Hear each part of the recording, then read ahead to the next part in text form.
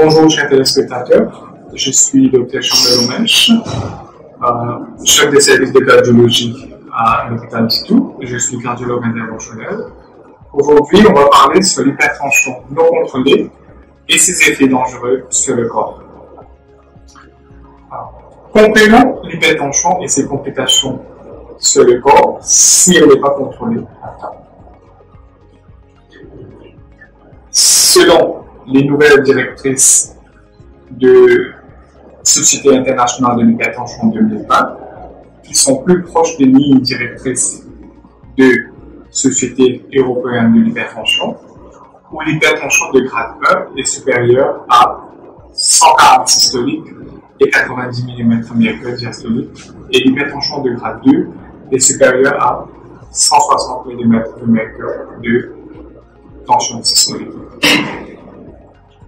Alors, selon la classification, on va voir qu'une tension normale, il est défini par une tension artérielle systolique moins de 130 mm de mercure et une tension diastolique de moins de 85 mm de mercure.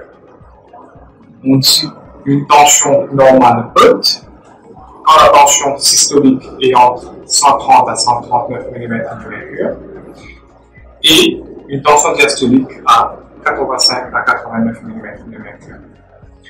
On passe à l'hypertension du grade 1 si la tension artérielle systolique est entre 140 et 159 mm de mercure et la diastolique entre 90 et 99 mm de mercure.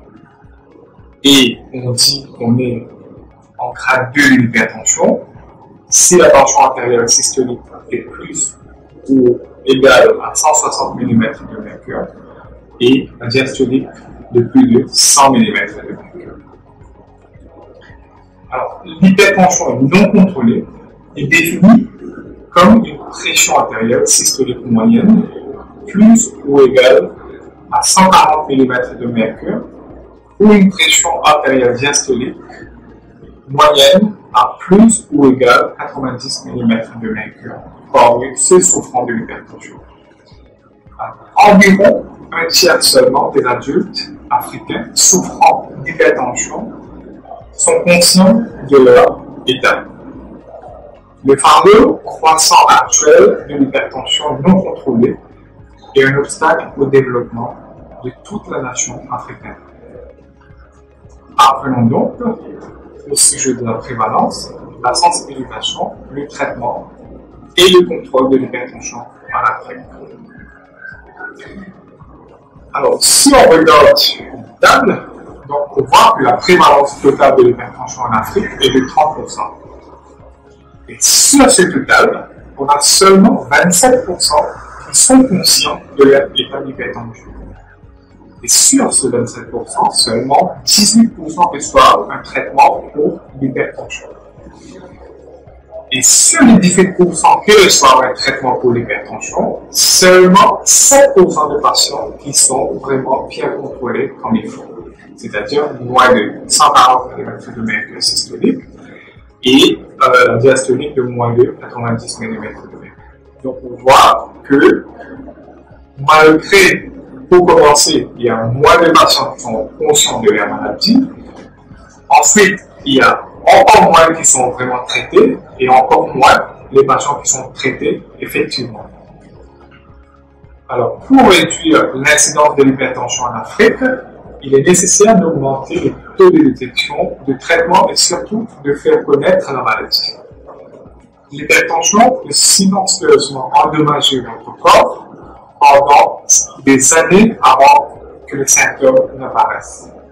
En Afrique subsaharienne, les accidents vasculo-cérébraux, la conséquence principale d'une hypertension non contrôlée, ont augmenté de 46% depuis 1990 et sont devenus la 5e cause de décès principale.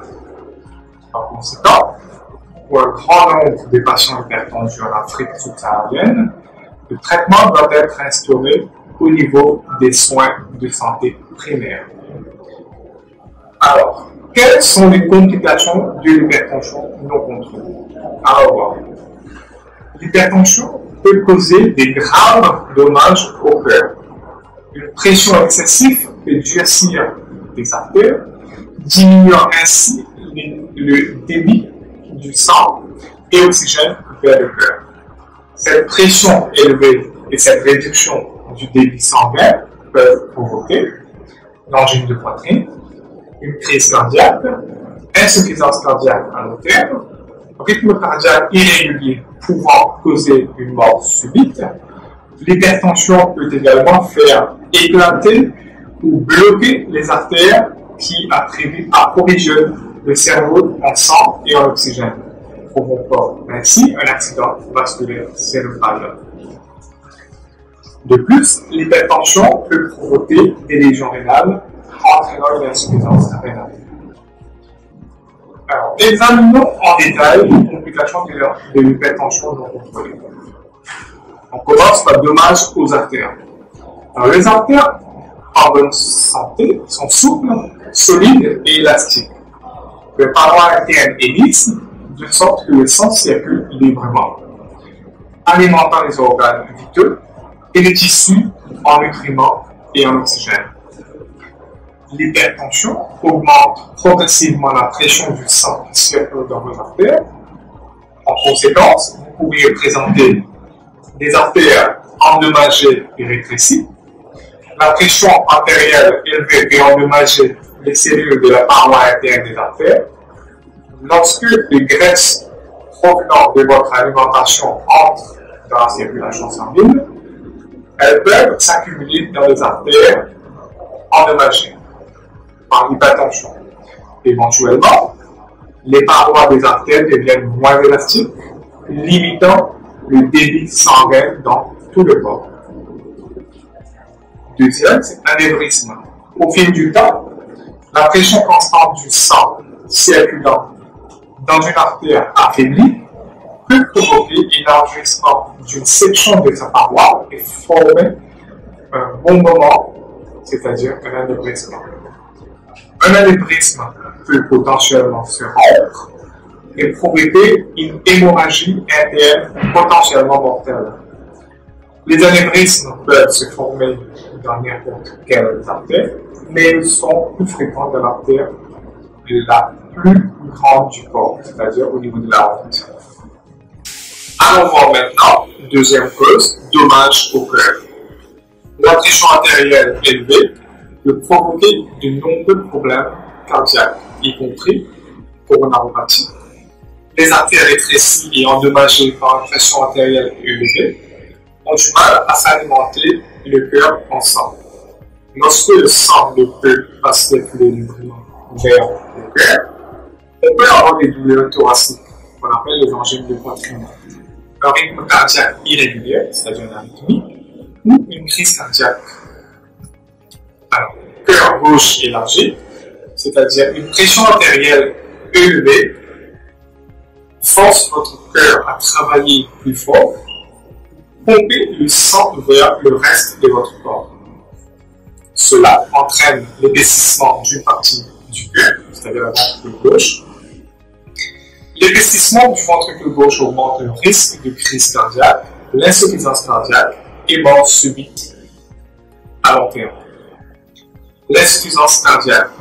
Donc, au fil du temps, la pression artérielle exercée sur le cœur par la pression artérielle élevée peut faire que le muscle du cœur s'affaiblisse en fonctionnement d'une manière moins efficace. Alors, éventuellement, le cœur accablé commence à défaillir.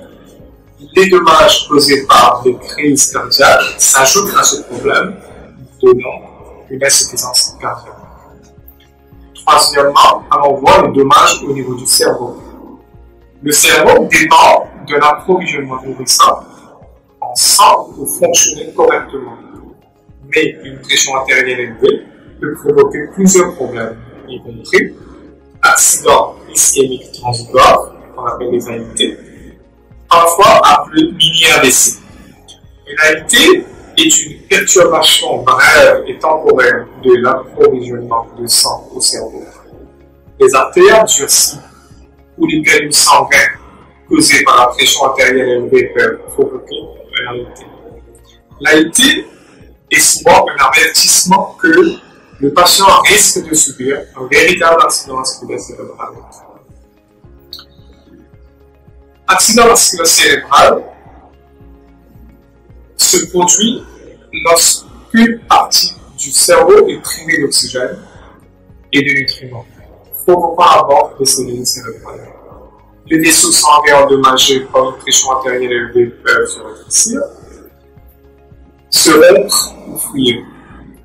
Une pression artérielle élevée peut également provoquer la formation de caillots de sang dans les artères menant au cerveau, bloquant ainsi le débit du sang et pouvant provoquer un accident vasculaire cérébral. Deuxièmement, démence. Les artères rétrécies ou bloquées peuvent limiter le débit de sang vers le cerveau, entraînant un certain type de démence vasculaire. L'accident vasculaire cérébral qui interrompt le débit de sang vers le cerveau peut également provoquer une démence vasculaire. Troisièmement, trouble cognitif léger. Cette condition est une étape de transition entre les changements dans la compréhension et la mémoire qui se produisent généralement lors du vieillissement et sont les problèmes plus graves causés par la démence. Les études suggèrent que la pression artérielle élevée peut provoquer un trouble cognitif léger. Quatrièmement, dommage aux reins. Les reins filtrent l'excès de liquide et les déchets du sang. Un processus qui nécessite des vaisseaux sanguins en bonne santé. L'hypertension peut endommager les vaisseaux sanguins des reins. Souffrir de diabète en plus d'avoir une pression artérielle élevée peut aggraver les dommages. Les problèmes rénaux causés par la pression artérielle élevée comprennent cicatrisation des reins, qu'on appelle glomérulosclérose. Ce type de lésion rénale se produit lorsque de minuscules vaisseaux sanguins à l'intérieur du rein deviennent cicatrisés et incapables de filtrer de manière efficace les liquides et les déchets de votre sang. La glomérulosclérose peut provoquer une insuffisance rénale. La pression artérielle élevée est l'une des causes les plus courantes d'insuffisance rénale. Les vaisseaux sanguins endommagés empêchent les reins de filtrer de manière efficace les déchets de votre sang, permettant l'accumulation de niveaux dangereux de liquide et de déchets. Ultimement, les patients pourraient avoir besoin d'une dialyse ou d'une transplantation rénale. Cinquièmement, les dommages au niveau des yeux. L'hypertension a pu endommager les petits et délicats vaisseaux sanguins qui approvisionnent les yeux en sang, provoquant dommages à la rétine, ce qu'on appelle la rétinopathie. Les dommages aux tissus photosensibles à l'arrière de l'œil, la rétine, peuvent entraîner un saignement oculaire, une vision trouble et une perte totale de la vue. Le patient présente un risque plus élevé s'il souffre de diabète, en plus d'avoir une pression artérielle élevée. Accumulation de liquide sous la rétine, qu'on appelle choroïdopathie. La choroïdopathie peut entraîner une vision déformée ou parfois des cicatrices qui altèrent la vision. Troisièmement, une atteinte nerveuse, qu'on appelle neuropathie optique. Un blocage au débit sanguin peut endommager les nerfs optiques, provoquant des saignements à l'œil ou perte de vision. Sixièmement, dysfonctionnement sexuel. Alors, l'incapacité. Sixièmement, dysfonctionnement sexuel. L'incapacité d'avoir et de maintenir une érection, dysfonctionnement érectile, devient de plus en plus courante chez les hommes à partir de 50 ans. Mais les hommes présentent une hypertension non contrôlée sont encore plus susceptibles de souffrir d'une dysfonction érectile. Ceci est due au fait que le débit sanguin limité et causé par une pression artérielle élevée peut bloquer la circulation du sang vers le pénis. Les femmes peuvent également souffrir d'une dysfonction sexuelle en raison d'une pression artérielle élevée. La réduction du débit vers le vagin peut provoquer une diminution du désir sexuel ou de l'excitation, une sécheresse vaginale ou des difficultés à atteindre l'orgasme. Pour conclure, il est important de conseiller les patients, de les éduquer sur l'hypertension, de souligner l'importance de contrôler l'hypertension, de la traiter et de veiller sur soi-même. Le traitement et les changements de mode de vie peuvent aider à contrôler l'hypertension afin de réduire le risque des complications potentiellement mortelles. Il faut offrir des conseils relatifs au mode de vie aux personnes chez qui une hypertension est suspectée ou diagnostiquée et continuer à les offrir périodiquement. Renseignez-vous sur les habitudes alimentaires et l'exercice déjà, car un régime alimentaire sain et un exercice régulier peuvent réduire la pression artérielle. Offrez des conseils appropriés et du matériel écrit ou audiovisuel pour promouvoir les changements de mode de vie. Renseignez-vous sur la consommation d'alcool des gens et encouragez-les à réduire leur consommation s'ils boivent excessivement, car cela peut réduire la pression artérielle et offre des effets bénéfiques plus importants pour la santé. Décourager la consommation excessive de café et d'autres produits riches en caféine. Encourager les gens à avoir une faible consommation de sodium, soit en réduisant, soit en remplaçant le sel de sodium, car cela peut réduire la pression artérielle. Ne suggérez pas de suppléments de calcium, de magnésium ou de potassium comme méthode pour réduire la pression artérielle. Offrez des conseils aux fumeurs pour arrêter de fumer. Informez les gens au sujet des initiatives locales menées, par exemple, par des équipes de soins de santé ou des associations de patients qui apportent leur soutien et encouragent les changements de mode de vie sains. En particulier, celles qui comprennent un travail de groupe pour motiver les changements de mode de vie. Alors, les professionnels de la santé doivent s'occuper de ce qui suit. Encourager et aider les programmes communautaires de dépistage de la pression artérielle, mesurer la pression artérielle lors de toutes les rencontres cliniques pertinentes, diagnostiquer de nouveaux cas d'hypertension sur la base d'une série de contrôles de la pression artérielle effectués sur plusieurs jours ou immédiatement chez les patients qui présentent des symptômes ou des signes d'une condition aiguë liée à l'hypertension. Par exemple, un accident vasculaire cérébral ou une crise cardiaque. Alors, offrir aux personnes souffrant d'hypertension un traitement efficace, accessible et abordable, fondé sur des données probantes en cas de traitement à long terme.